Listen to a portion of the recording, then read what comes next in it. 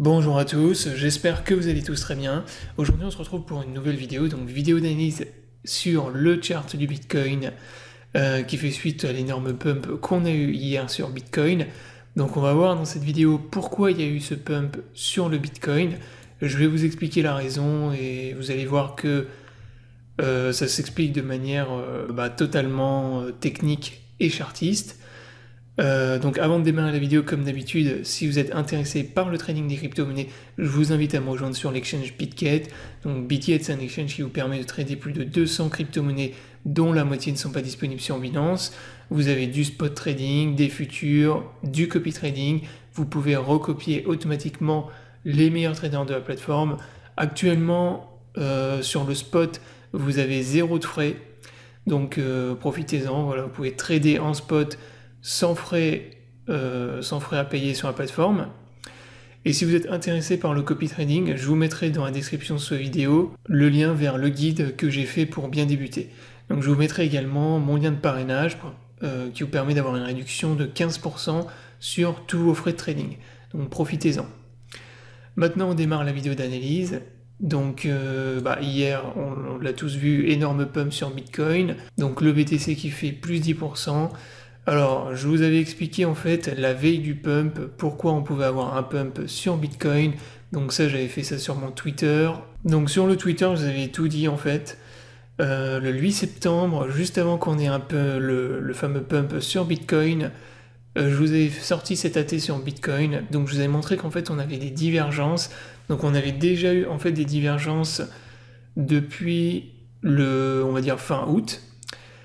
Et en fait, avec le dernier dump qu'on a fait sur Bitcoin, on est venu dessiner des doubles divergences. Donc on avait double divergence sur le H4, le H6, validé en plus sur le momentum, validé sur les volumes, et donc on avait des grosses divergences à venir purger sur Bitcoin.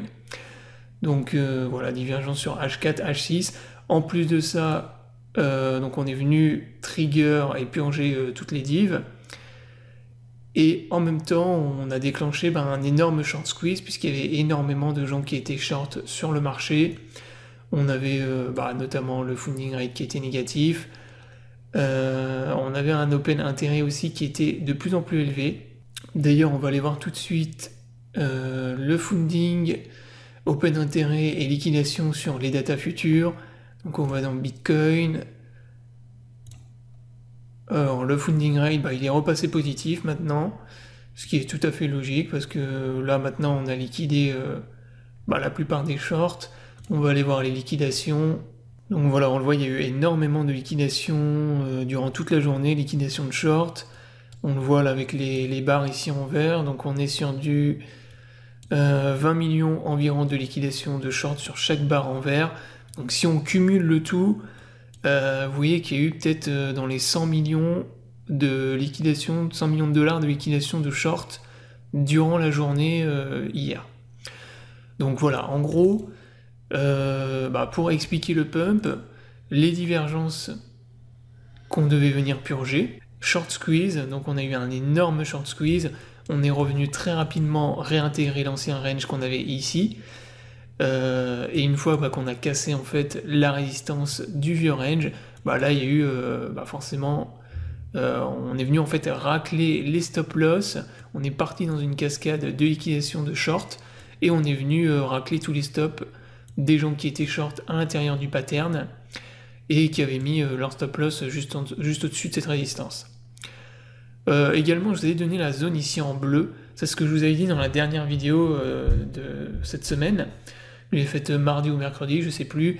Vous avez dit que là on était dans une grosse zone de support et que moi je m'attendais en fait à court terme à ce qu'on ait les bulls défendent cette zone et qu'on ait un rachat des acheteurs à nouveau qui se positionnent dans cette zone. Donc voilà en gros toutes les explications pour le pump d'hier, donc je vous les donne parce qu'il y a beaucoup de gens qui se demandent pourquoi on a eu un tel pump sur Bitcoin. Donc ça s'explique encore une fois de manière totalement technique d'un point de vue analyse. Donc moi je vous avais donné toutes les informations, donc là encore une fois sur Twitter, le 8 septembre, juste avant le pump, je vous avais donné les informations. Et je vous avais expliqué pourquoi il y avait de fortes probabilités d'avoir un retournement de la tendance à court terme sur le Bitcoin. Donc encore une fois, si vous ne me suivez pas sur Twitter, je vous invite à me rejoindre et à me follow sur Twitter. Donc sur mon Twitter, je partage pas mal de calls, pas mal d'analyses techniques. Donc si vous voulez voilà, des idées de trade ou même voilà, enfin, anticiper en gros ce que va faire le marché, n'hésitez pas à venir me follow, sachant que sur Twitter, je poste toujours tout en avance par rapport à mes vidéos. Donc ça par exemple je l'ai posté juste avant le pump, donc forcément si vous me suivez uniquement sur YouTube, bah, vous ne pouviez pas anticiper le pump qu'on a eu juste derrière. Donc voilà, j'espère que la vidéo vous aura plu. Donc j'ai également tradé énormément dans le pump qu'on a eu hier, durant la journée d'hier, vu qu'il y avait énormément de volatilité, et j'ai fait pas mal de scalp sur Bitcoin. Je vous partagerai également la semaine prochaine mes trades que j'ai fait en scalping. Donc il y avait énormément d'opportunités pour scalp. Donc voilà, il y aura des vidéos que je vais vous poster également. Moi j'ai fait pas mal de trades, histoire de vous poster voilà, des idées de trades également que vous pouvez reprendre. J'espère que la vidéo vous aura plu. Je vous invite à vous abonner à la chaîne pour ne pas rater les prochaines vidéos. Je vous souhaite à tous une bonne journée et à bientôt pour une prochaine vidéo.